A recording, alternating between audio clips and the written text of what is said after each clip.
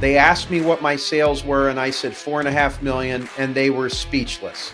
They said, "Are you profitable?" I said, "Heck yes, I'm profitable." They said, "What are you doing? You could do so much more than that."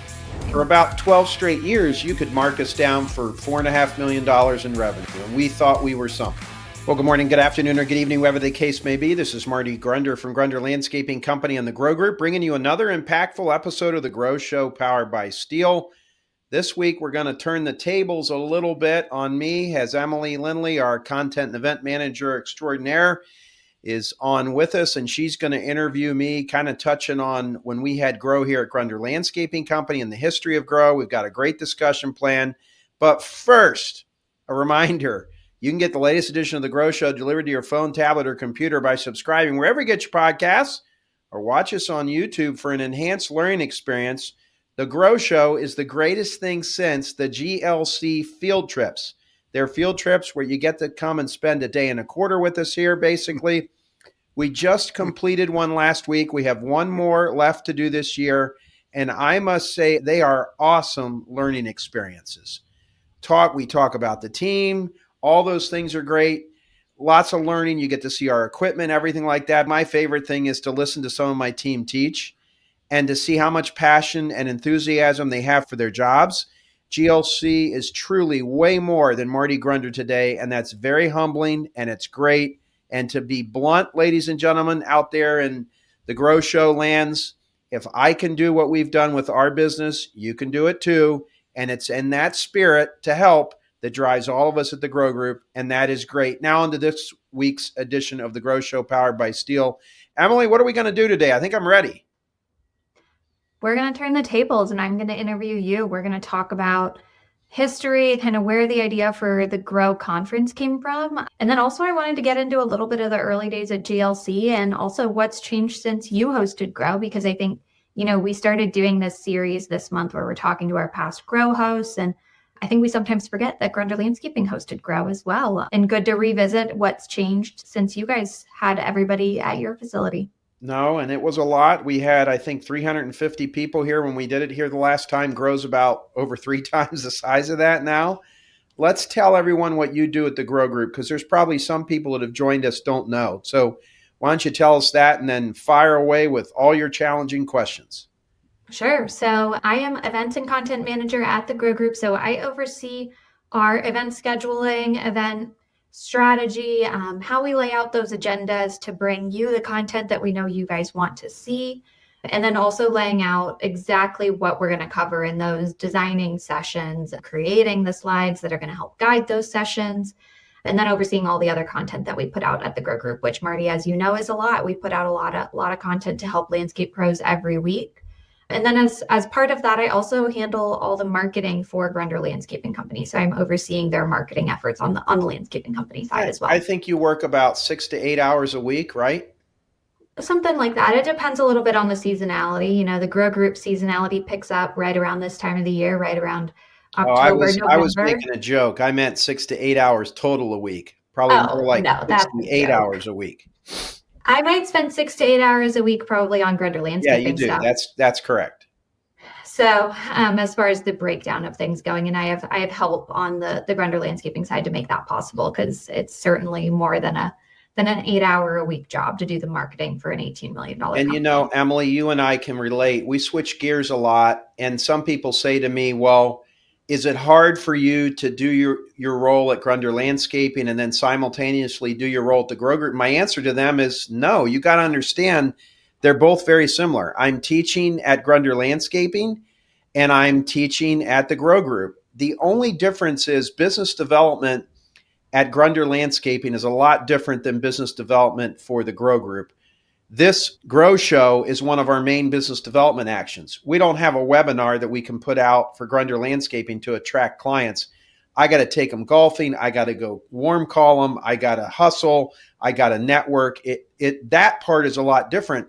But gosh, Emily, I just feel so fortunate, and you probably do too, because I think a lot of our content comes from your incredible understanding of marketing a landscaping company and being involved in discussions to know what's going on basically with everything here, because marketing we either got to throttle it up or throttle it down. But at least for me, that's how I see it. What are your thoughts? Yeah, I mean, I've been with the Grow Group 7 years. I think this will be my eighth grow this coming year. But they so feed each other, the two roles do. As part of my job it's kind of my job at the Grow Group to know everything that's going on at Grunder Right. Landscaping. As part of that, it makes it a lot easier for me to create the marketing pieces that we need for Grunder Landscaping. And then in creating those marketing pieces, I learn more about the way that the company operates, and I'm able to take that back Yeah. and use that to either teach some sessions myself or to help design sessions for the GLC team. What I found is, and something that we talk about a lot in our design of our event, a lot of the time landscape pros are so in the day to day of how they run their business and what they're doing that they don't even notice the things that they do that are special. And so sometimes having that third party that can come in and say, wait, rewind a second, what did you just do there? Because that's not something that's normal in the industry. And I think we can learn a lot from the way that you're doing that specific task or the step that you're taking before you go do that. I think just having that outside perspective can be really, really helpful in highlighting what's different about different teams across the country. Emily, I love listening to you. And as I'm sitting here, I feel so grateful that we have you for the role that you play. It's not easy working with your dad sometimes, since we'll blow your cover here early on. This is my oldest daughter. But Emily, I'm grateful for what you're doing. We have a lot of fun, and you certainly have made both companies better with your efforts. See if you can stump your dad. Go ahead with your questions. All right, let's start with the questions. So I want to start back at the beginning. The Grow Annual Conference, what inspired you to start it, and what were those first few years of hosting it like? Gosh, Emily, I think this is our 30th one this year, 30th or 31st. I can't remember, kind of lost track. We probably should know that and make a bigger deal out of it.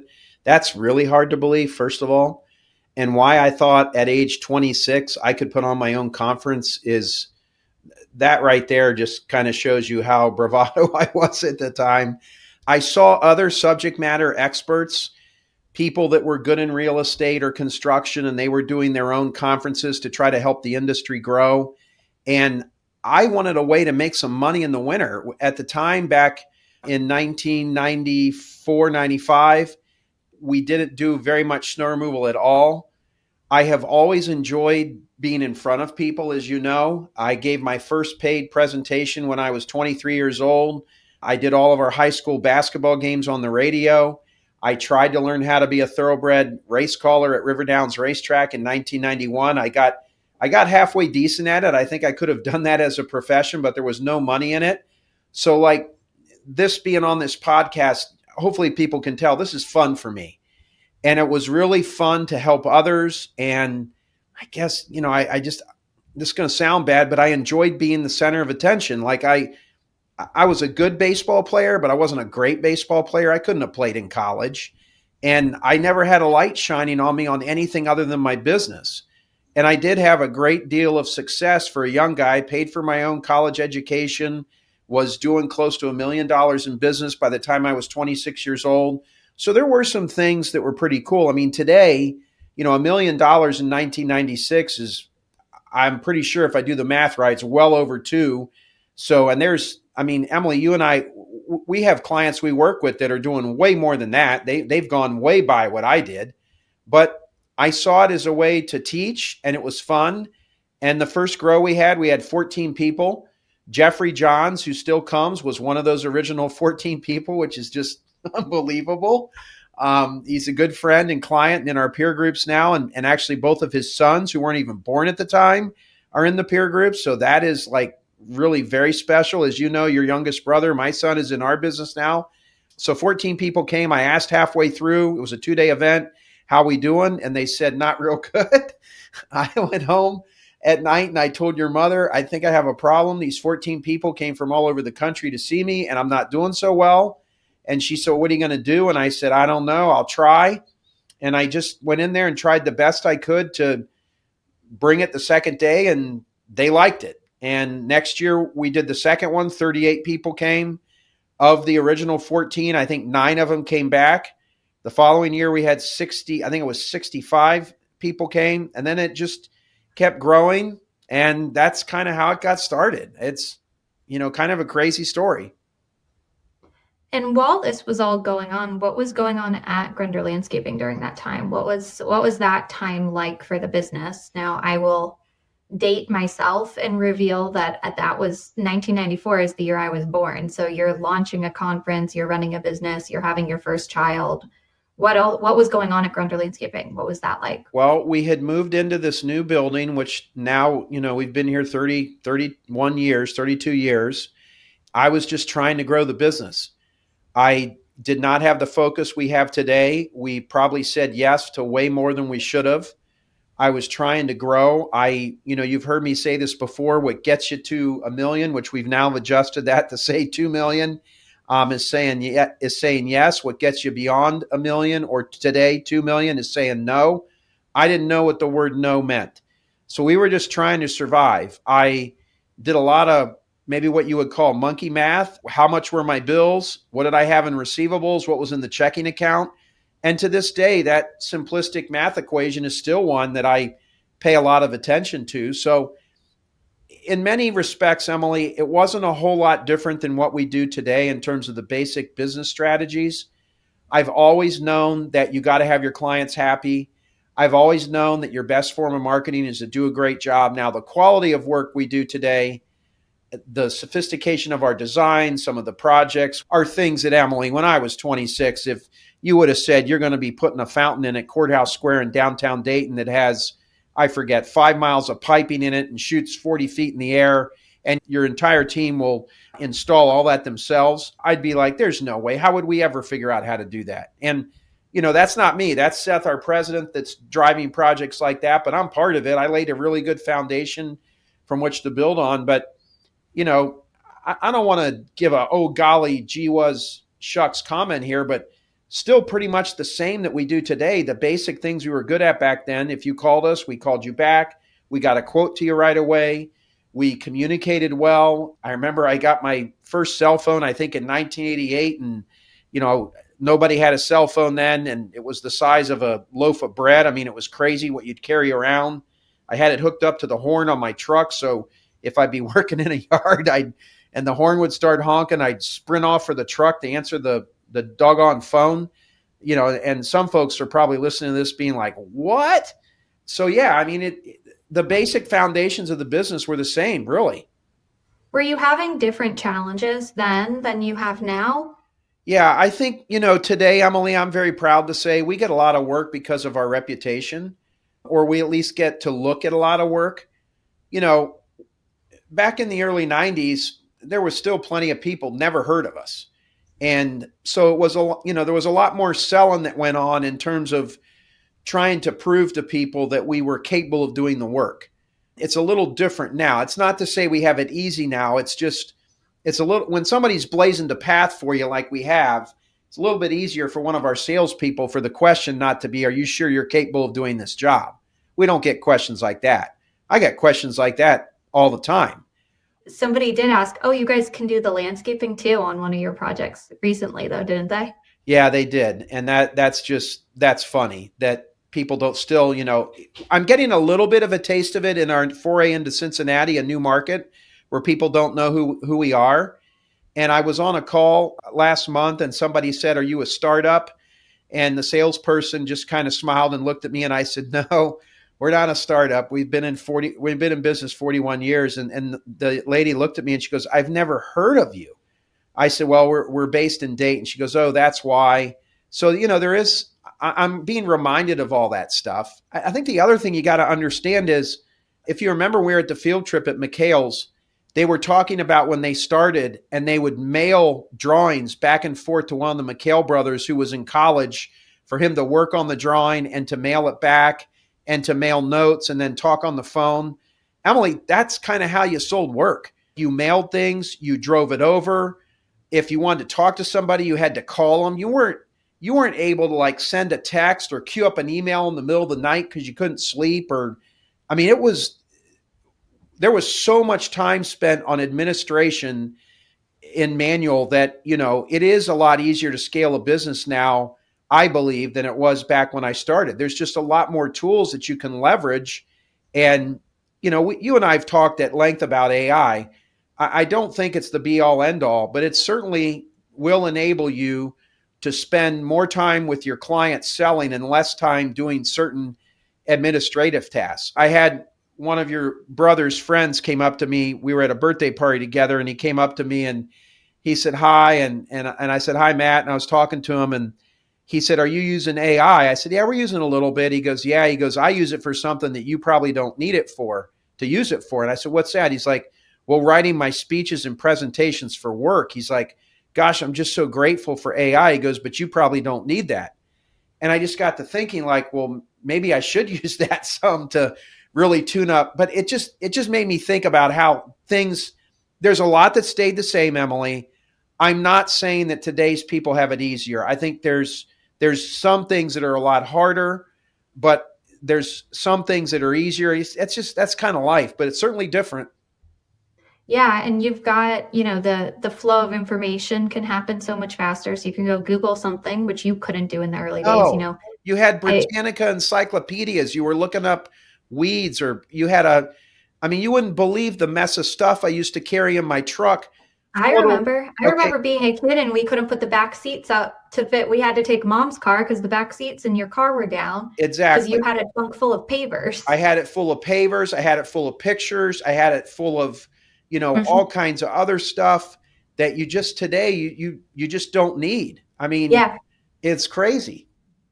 Yeah. Now, I think on the flip side of that, the client's expectations on responsiveness and Amen. on the turnaround time are different than what people understood it was going to take some time to get a design back because of all the hand drawing that had to be done. Where now, waiting too long for a design could be a reason somebody doesn't go with your company. No, 100%. And there's it's expectations. There's, the competition for help. Like, you would hire Mhm. somebody, and the only way somebody was going to know about an opportunity at another company was in the newspaper. All right. There wasn't the internet that somebody could sit down for lunch and they get a ping that says there's an opening someplace else. I mean, there's just a lot more opportunities, distractions, whatever you want to call. Our world is full of messages now. When I started the business when I was, a lot younger than you even are now, it just wasn't the same, completely different. And even grow, Emily, I'm sitting here thinking I had flip overhead projector with the vinyl slides that you'd like take off with your Mhm. message, and you'd go to Kinko's and you'd have to pay them to print them on that plastic, and the graphics were terrible. And I remember teaching, and I would be writing on that overhead projector with a dry erase marker. I mean, there's just things that were Your like, handwriting, not easy to read either. no, no, and it's getting worse as I get older. So, yeah, just I mean, I'm sitting here reflecting, tons things different. But what's so funny, Emily, is I still tell people, like, look, if someone calls you, call them back. And I can't tell you how many people still comment on that. You're the only one that called us back. I mean, it seems so stupid that we're still talking about that, but I actually think that's a good thing, because the ease of entry into this market, landscaping, it's not that hard.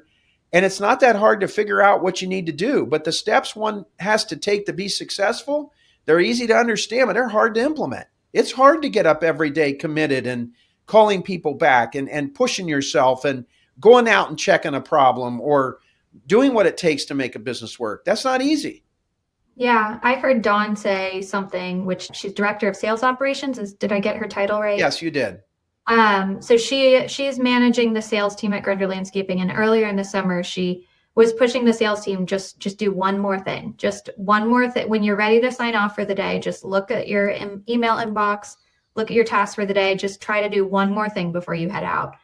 Maybe it's send one more follow-up email, just like that one last thing. And I thought that was a great way to think about it, because I think the difference between getting back to somebody timely and not can be just, you're like, oh, I'll call them tomorrow. And then you forget about it in the morning when it would have been easier and you could have just knocked it off your to-do Oh, that list. I love what Dawn's doing here, and that is just so true. You start doing one more thing before you go home, and in a week you've done five extra things. In a month Mm-hmm. you've done 20 to 30. In a year Yeah. you've done 200. Okay, so that's the attitude that you need to be successful. So let's pivot a little bit. Something that I know is still something that gets talked about frequently on the Grunder Landscaping team today, but I know was a problem right around that time you moved into the building, cash flow and having money.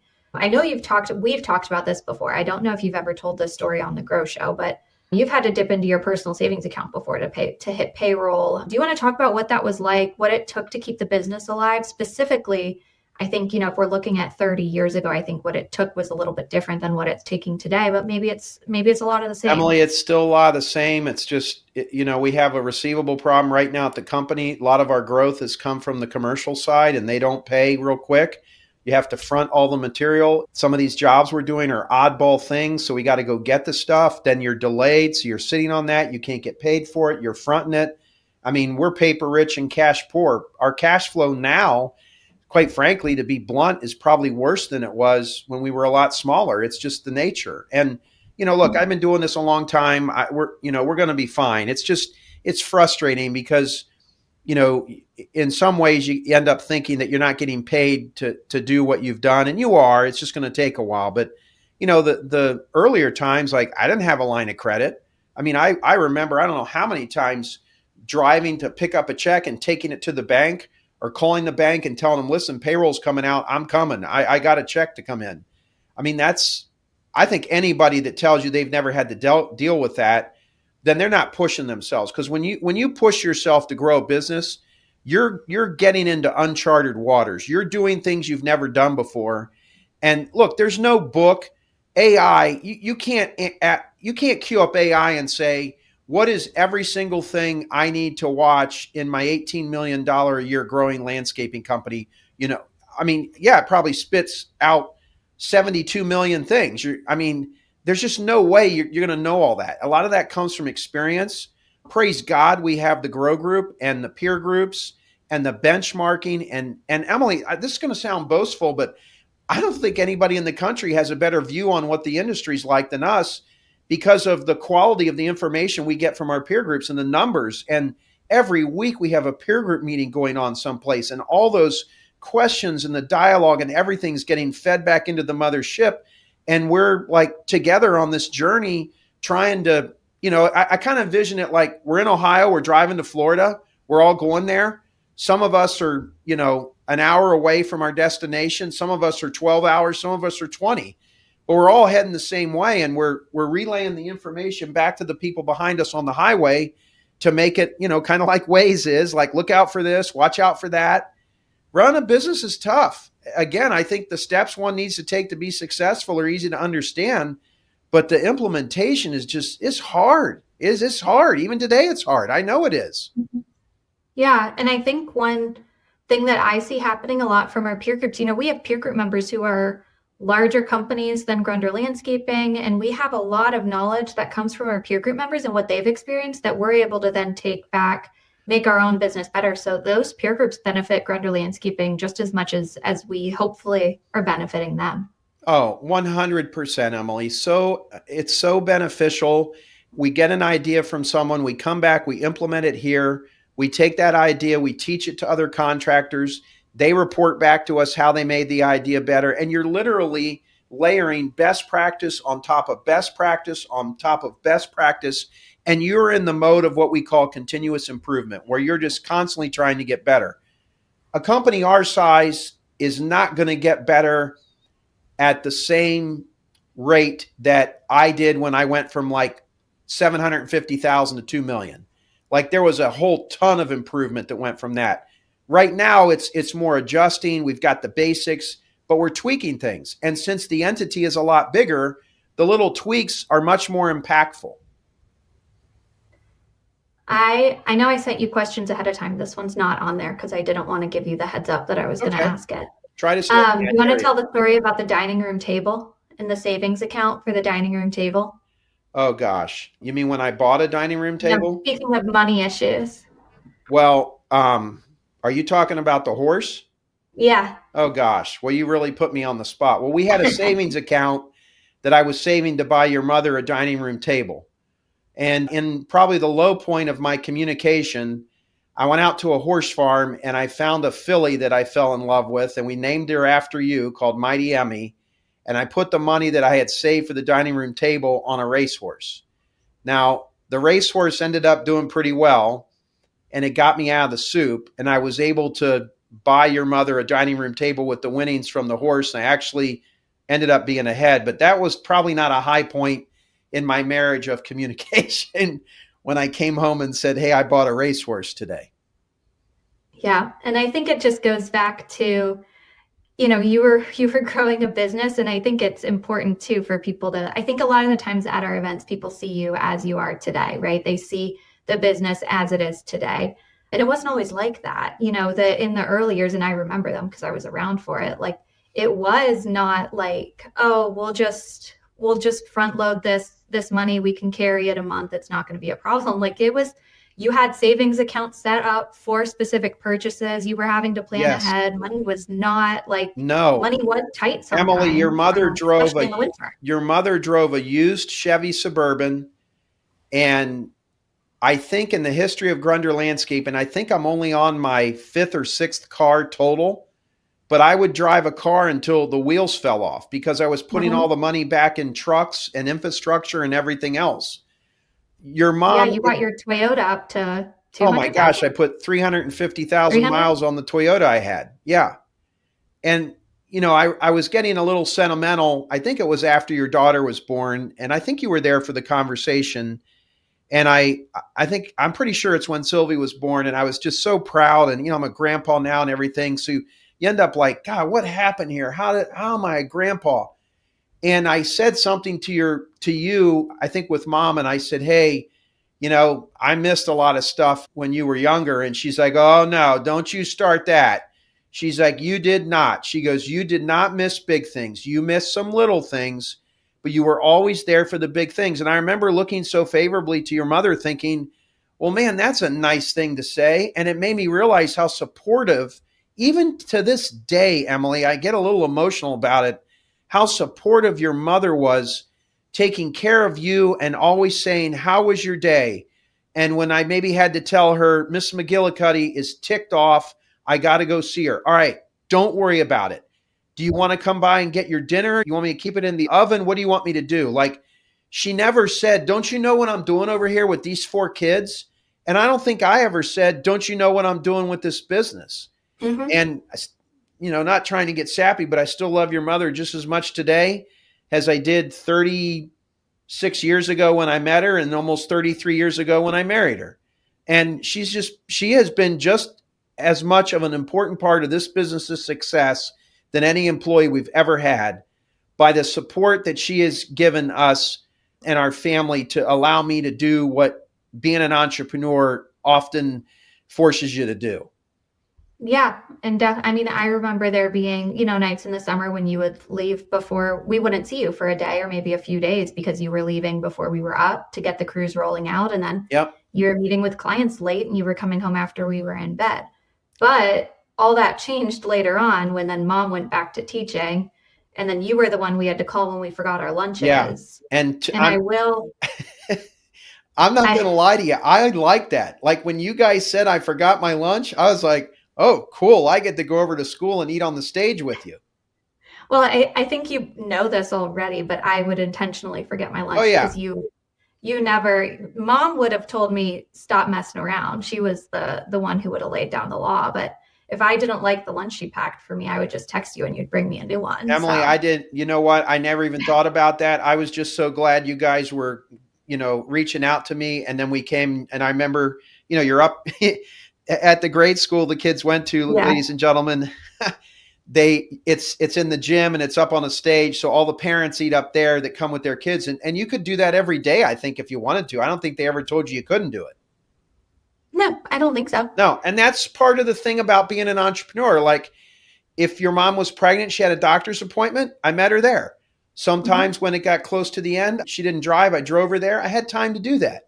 And I didn't have an iPad that I could sit in a waiting room and work on. I had a leather portfolio with 27 pages of paper sticking out of it, and to-do lists and 3x5 cards and a phone the size of a loaf of bread. I mean, I was a hot mess, but I've always been organized. I'm much more organized now because of the technology. I look more organized because instead of all these papers, I've got it all right here.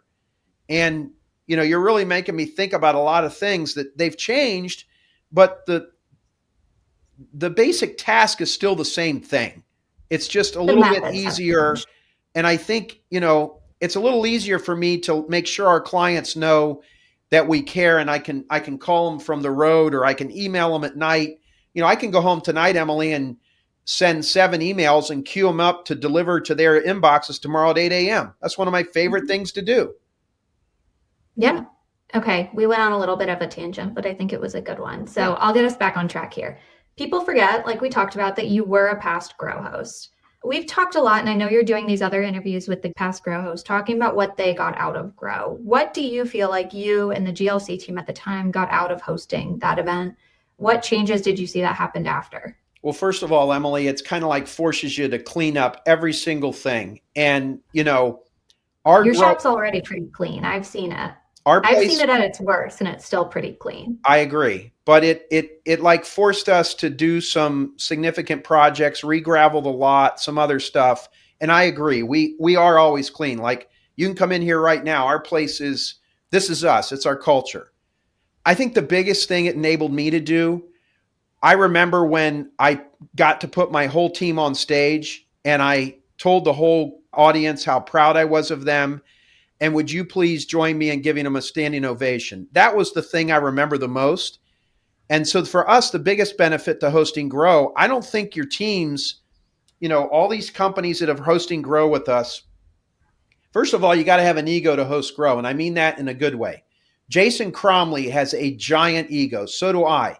You think for 1 minute, somebody like Jason Cromley or Taylor Milliken or Jeffrey Johns or Michael Huff or Gene and Chris at Complete Land Sculpture next February, you think they're going to let anybody show up and leave not being blown away? We're not going to do that. So first and foremost, it was an opportunity to say thank you to our teams and to make them realize that you really do some special things and you're talented and you're to be commended for your efforts. And then secondly, it's a team building exercise. You're building one another up. It's fun to teach.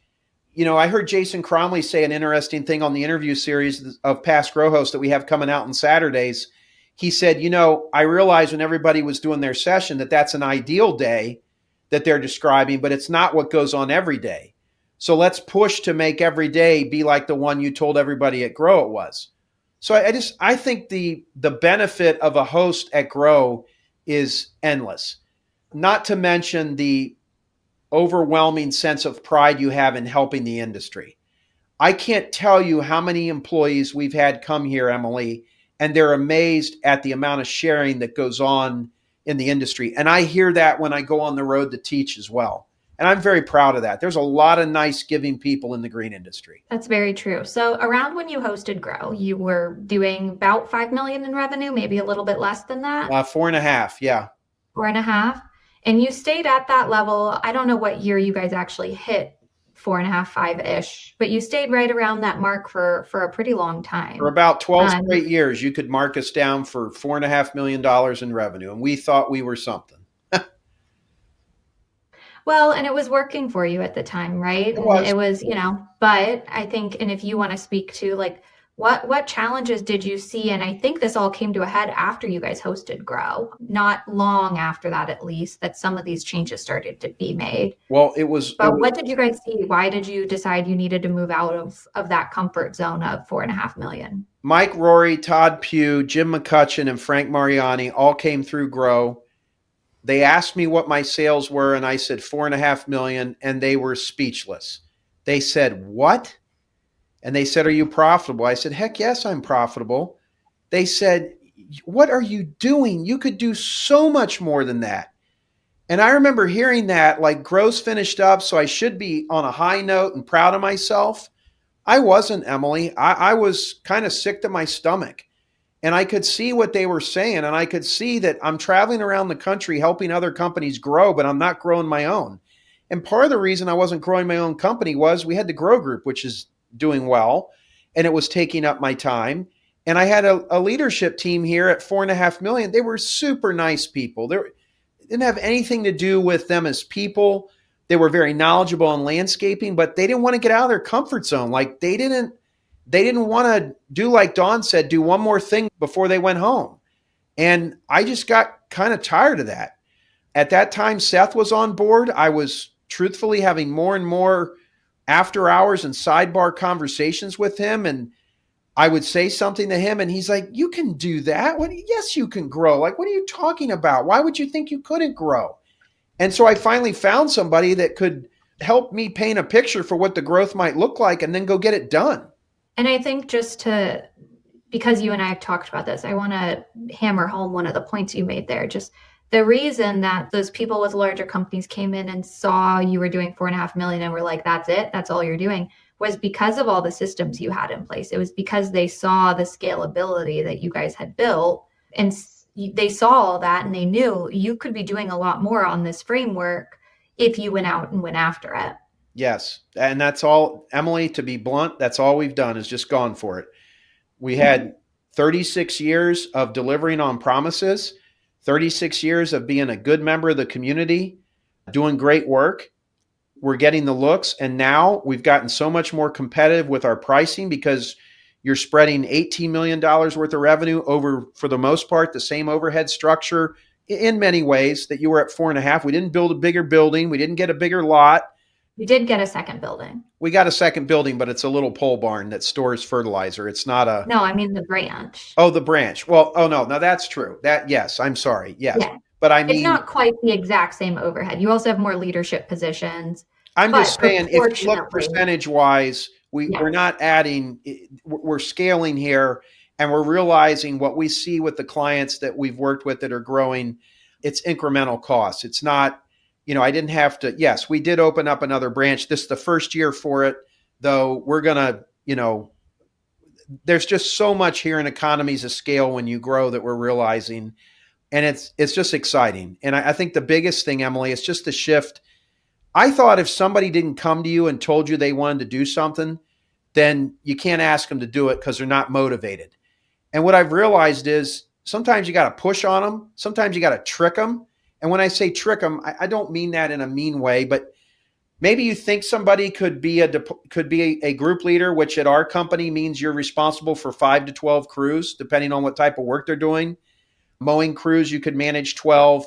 Landscape, construction, hardscape, no way you're managing 12. And you may go to them and say, hey, Gaston's going to be gone Saturday. We got crews coming out. Would you want to come in and be a group leader for the day? You're not telling them, look, if you do this and it works, there's no telling what. You just say, could you do it? And then you just see how they do. And there's just some tricks that I've learned. Seth just has so much natural ability for growing a business. You put him and I together, it's a pretty lethal combination, I think. I really do. I know that sounds boastful, but I really believe that. Yeah, that's great. Okay, let's pivot to just more detail on the Grow Conference. The event's come a long way. It's changed a lot since the beginning, or even if we just went to since you guys hosted it. Oh. I know we've talked about bringing the event back to date, and then we struggle with where we could even. There's not a hotel or event. The event has gotten so big, Emily. There is not a hotel that can hold us. Yep, we'd have to split people across multiple hotels. It's wild. So we'd love to bring everybody back to Dayton, but it's not on our short list of cities. It ain't gonna work. The facility needs we have now. But the event's come a long way. It's grown from a few hundred when you guys hosted to over 1,000 people last year. What's driven that growth? And in your opinion, how have we managed to keep the event feeling personable or valuable as it scaled? What do you see? I'm going to say 4 words: Vince Torchia and Emily Lindley. You two have been a godsend. We are all in step together. The amount of work that we're doing with contractors, running our own business. Again, I'm being boastful. I don't think there's another group in the country that has a better feel for what someone needs to learn to grow their landscaping company. And it's not just our company. It's 250 companies that are in our peer groups. And we really listen to those, Emily. I know you and Vince and Lindsay and Kennedy, our small but mighty staff, you're constantly talking about what the takeaways were. We're looking at the notes from the completed peer group meetings. I'm addressing literally thousands of landscapers on an annual basis between the in-person and the online education that we do. We know what the questions are in the chat room. We're just very well read on what the challenges, trials, and tribulations of someone that wants to grow a landscaping company. And so I give you and Vince credit for developing an agenda And yes, I help with the agenda. You put it in front of me, but I'm amazed. I look at the agenda and I'm like, this agenda, why would somebody not want to send their team to this? You're in HR, we got something for you. You're in finance, we got something for you. You're in equipment, we got something for you. Everybody should be concerned about leading. Everybody should be concerned about how I can communicate and handle conflict better. What are the trends? What are the things we have to watch out for? We hardly do any horticultural teaching. We leave that up to the state associations. We do a little bit on some plants with proven winners because they're just, you and I are plant nerds, and there are some great trends that they're coming up with. There are some things on equipment and efficiency. I think Grow is the finest educational experience in the green industry. It's a holistic approach to making your business better. And our growth and our surveys that are overwhelmingly positive prove that we're on the right track.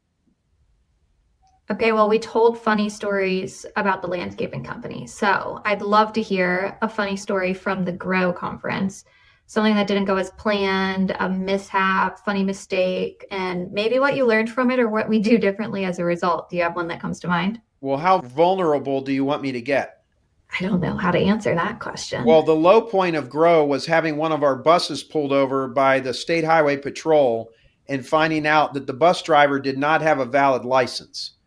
So he had a driver's license. He just did not have the right license for that. He didn't have the right license for the bus. And you and Vince know I'm already freaked out about the buses, and we are so careful with what we do there.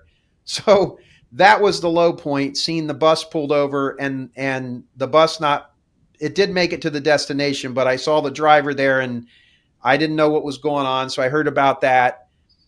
I know there was an episode with a projector, but you're going to have to remind me of what that was before the bus happened. Well, I worked for the company when the bus happened, but we're a lot more careful with our bus vetting requirements as a result of that. But the transportation companies always give us heartburn. The projector wasn't that a Nancy? Oh my gosh. So yeah, we had Grow in Atlanta, and to save money, I think we had 3 projectors that we bought. And all that stuff has come down in price. But each of those stupid projectors 15 years ago, they were like $1,500 a piece. And so poor Nancy, God rest her soul, we were going through the airport. I had the one projector. She had the other 2. That's all she was carrying was these 2 little projectors. That was it. And she had her pocketbook over her shoulder. So she's carrying like $3,000 worth of projectors. I got another one. I got her suitcase, my suitcase, the projector. Vince had 2 suitcases. We're trying to save money, Emily, and jamming everything in suitcases. So we get through security, and I look at Nancy, and Nancy's just walking with her purse. And I said, Nancy, where are the projectors? And she goes, oh my gosh, I don't know. And so we all are, and look, I would have overcome $3,000 worth of projectors, but that was the last year we carried our own projectors. From that year forward, we rented them at the hotel and we said, screw it. So that was the projector story. We did find them. They were sitting right where she was sitting when we were checking all the other luggage that we had to drop off first. So I can't believe we found them. We ship a lot more stuff. Yes. Or rent it on site now instead of doing it ourselves. Yes. Not worth the stress. I think I'll end with this one. I think what I've heard from you today, and I know something that we talk about frequently as a team, is just the importance of connection among people. That's true on the Grunder Landscaping side with your clients and your team. It's also true on the Grow Group side. It's part of why we love in-person events, because you can build those connections that can really move your business forward. Amen.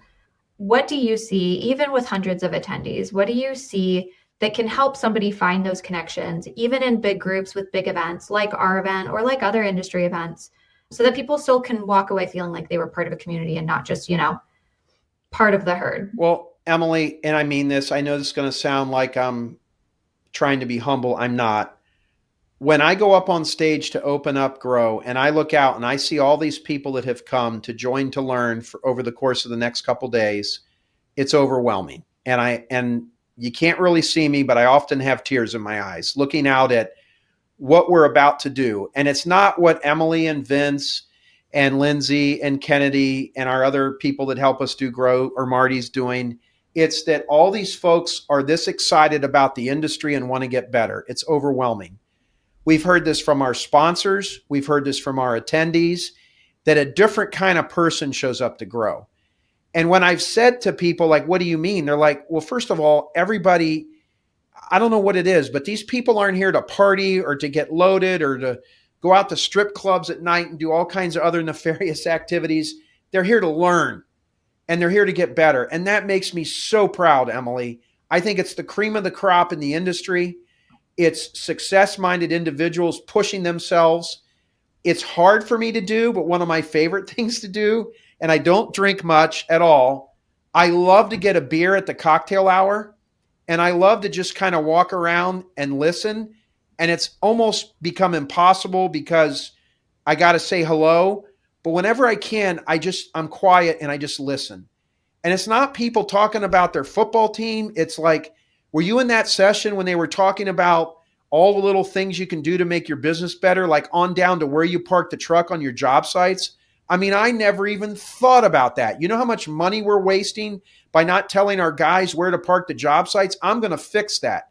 What software do you run? I mean, I'm thinking like, we got to look at something different now. Did you see the talk on Take the Monkey? How many times do you just go and help somebody instead of asking them what do they think they ought to do? It's just amazing. And then we see it with social media posts when we see pictures of shops that look like Grunder Landscapings with signs that I know I saw at Taylor Milliken's place, with monitors that Jason Cromley has, and now they copied them. That's a great thing. The experiential learning that goes on and all of that stuff is just incredible. When we were in Iowa a couple years with Annette and Ryan McCarthy, that one really hit home. I just think they have a very relatable company. Not that the others don't. But what I really liked about Ryan and Annette was they're a husband and wife team, and they have a great marriage and they have a great business, and they did a great job sharing. And it's just the conversations and the stories and all the different ways people get to winning that work and that we can share and hopefully raise the industry in the process. Great. Well, that's all I had for questions for us today. And I think we're about out of time. So do you want to close us out with I'll some close, but closing I want to ask you a question. We're going to go to Dallas, Texas. You just got back from there with Vince. You guys, I don't know if people realize this, but we don't just show up there. Like, there is a lot of planning. What are you? You used to. Well, we used to. You can't do that anymore. Steaks are fried. You're right. We used to, because I was trying to run a landscaping company and do this on the side. This is no longer a side business. No. What are you most excited about, Gene and Chris's in Dallas, Texas? Tell everyone what they can be excited about. So I think what I'm most excited about is just that Gene and Chris are so humble. They have a very successful, large landscaping company. Their landscaping company is larger than Grunder Landscaping. Oh, yeah. But I've seen Gene talking to contractors of all sizes. And I've seen, Chris on the tour, and they go on the tour and they go through the tour stops and they're learning.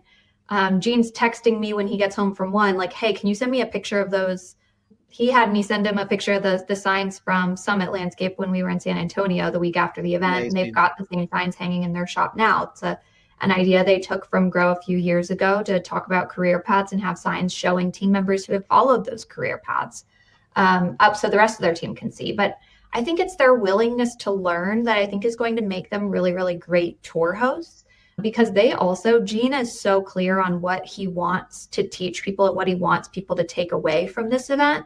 And him and Chris are being very, very intentional about what tour stations and how much time they want on site as far as what they want to get out of an event in the event that they want to send their team to. And they've been longtime attendees, right? They've probably attended Grow every year for the last 10, 11 years since Emily, we had Grow there in 2015, over 10 years ago, and they've not missed one since.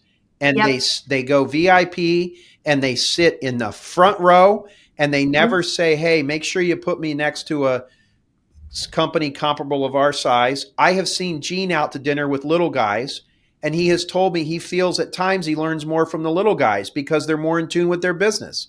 I mean, Emily, I'm no disrespect to Jason Cromley, Ryan and Annette, Taylor Milliken, all the ones before. I think this is going to be our best one ever. And I think part of it is because Gene and Chris have already done a Grow. and they're a lot bigger now. We are too. There was 250 people there. There's going to be 4 to 5 times that amount there. And we keep it small with the breakout sessions and everything else. And I just can't wait to see what they have to do. These guys are champs, and we're going to be giving them a standing ovation when we wrap it up. The 10th's the first day, so it'll be the 12th. I'm sorry. See, I'm talking too much. The 12th. We're going to be giving them a standing ovation on the 12th. All right, yeah. Emily. Well, thank you. Thank you for everything you do. Give Nash and Sylvia a hug, okay? Okay. All right. Okay, folks, that's going to do it for this week's edition of The Grow Show, powered by Steel. If you haven't done so already, subscribe to The Grow Show, and if you can, give it a rating or share a comment. That helps more success-minded landscape professionals find us. And if you really want to help us, take out your cell phone right now and share this episode. Text it to a friend, a landscape professional, or one of your coworkers that you know would benefit from it. Thanks for joining us on The Grow Show this week. We'll talk to you next week. Join Marty Grunder and the Grow Group team for the annual event for landscape pros. Grow 2026 will be held on February 10th through 12th, 2026 in Dallas, Texas, and feature a behind-the-scenes tour of complete land sculpture alongside breakout sessions diving deeper into the topics we cover each week on The Grow Show. Early bird pricing ends on November 1. Register this month to lock in the best rate.